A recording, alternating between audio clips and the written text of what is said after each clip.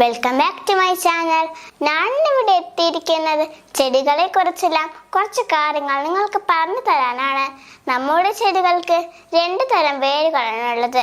ഒരു വേരിൻ്റെ പേര് തായ് വേര് പടലവും മറ്റേ വേരിൻ്റെ പേര് നാര് വേര് പടലവുമാണ്. തായ് വേര് പടലം ഒരു വേരിൽ നിന്നും ധാരാളം വേരുകൾ മുളച്ചു വരുന്നതിനെയാണ് തായ് വേര് പടലം എന്ന് പറയുന്നത്. തായ് വേരിൻ്റെ ചിത്രമാണ് ഞാനിവിടെ വരച്ചിരിക്കുന്നത്. ഒരു വേരിൽ നിന്നും ധാരാളം വേരുകൾ മുളച്ചു വരികയാണ്. ചിത്രത്തിൽ കാണുന്നത് പോലെ തായ് വേര് പടലം ഒരു വേരിൽ നിന്നും ധാരാളം വേരുകൾ മുളച്ചു വരുന്നതിനെയാണ് തായ് വേര് പടലം എന്ന് പറയുന്നത്. ഇതുപോലെ നാരുവേര് പടലമാണെങ്കിൽ ധാരാളം വേരുകൾ നാര് പോലെ, അതായത് നൂല് പോലെ മുളച്ചു വരുന്നതിനെയാണ് നാരുവേര് പടലം എന്ന് പറയുന്നത്. ഇതുപോലെ. ഇനി നമുക്ക് ഇവയുടെ ഇലകളെ കുറിച്ച് നോക്കാം. തായ് വേര് പടലത്തിന്റെ ഇലയാണെങ്കിൽ നമ്മൾ അത് കീറുമ്പോൾ വളരെയധികം ബുദ്ധിമുട്ടുണ്ടാകും. ഇത് മാവിന്റെ ഇലയാണ്. ഇത് തായ് വേര് പടലമാണ്. കാരണം ഇതിങ്ങനെ കീറുമ്പോൾ ബുദ്ധിമുട്ടായിരിക്കും ഇത് കീറാൻ. ഇതാണ് തായ് വേര് പടലം. നാരുവേര് പടലത്തിന്റെ ഇലയാണെങ്കിൽ അത് കീറുമ്പോൾ വളരെ എളുപ്പത്തിൽ നാര് പോലെ കീറാൻ സാധിക്കുന്നു. ഇതുപോലെ. ഇനി നമുക്ക് ഈ തായ് വേര് പടലത്തിന്റെയും നാരുവേര് പടലത്തിന്റെയും ഇലകൾക്ക് രണ്ട് പേരുകളുണ്ട്. തായ് വേര് പടലത്തിന്റെ ഇലയാണിത്. ഈ ഇലയെ പറയുന്ന പേരാണ് റെട്ടിക്കുലറ്റ് വെനേഷൻ. മലയാളത്തിൽ പറയുകയാണെങ്കിൽ ജാലക ശിലാവിന്യാസം. ഇത് ജാലകം പോലെ ധാരാളം വരക്കണ്ണികൾ ഇതിൽ കാണാൻ കഴിയുന്നു.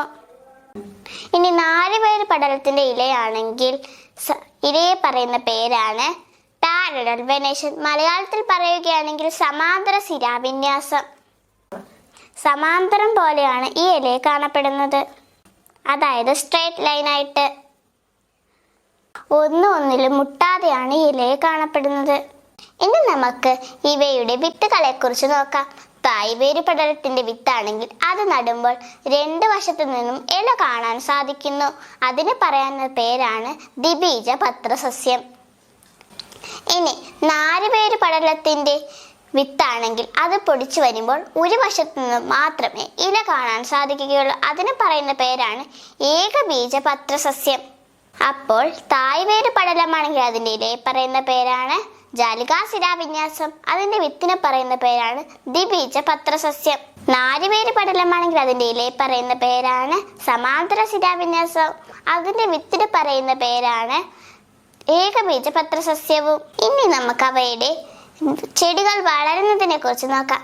ചെടികൾ വളരുമ്പോൾ അത് ചെറുതായിരിക്കുമ്പോൾ തന്നെ ഭക്ഷണം ഇലയെ വെച്ചുണ്ടാക്കാറില്ല, പക്ഷേ അത് ആ ഇലയാണ് ഭക്ഷിക്കാറ്.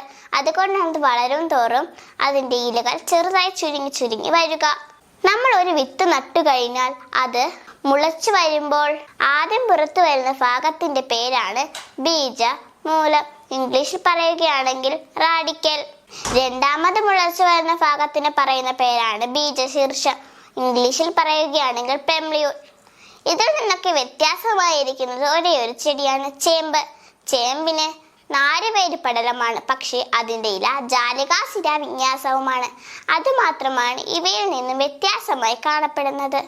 ഇനി നമുക്കൊരു ചോദ്യമാകാം. ഹരിതകമില്ലാത്ത സസ്യം ഏതെന്ന് ചോദിച്ചാൽ എല്ലാവരും കൂണെന്ന് ഉത്തരം പറയണം. ഹരിതകമെന്ന് വെച്ചാൽ പച്ചയാണ്. പച്ചപ്പില്ലാത്ത സസ്യങ്ങൾ വളരെ വേഗം നശിച്ചു പോകുന്നു. കൂണ് വളരെ വേഗം നശിച്ചു പോകാറുണ്ട്. ഇത്രയും പറഞ്ഞുകൊണ്ട് ഞാൻ എൻ്റെ വീഡിയോ ഇവിടെ അവസാനിപ്പിക്കുന്നു. വീഡിയോ ഇഷ്ടപ്പെട്ടാൽ എല്ലാവരും ലൈക്ക് ചെയ്യാനും ഷെയർ ചെയ്യാനും സബ്സ്ക്രൈബ് ചെയ്യാനും മറക്കല്ല. Thank you.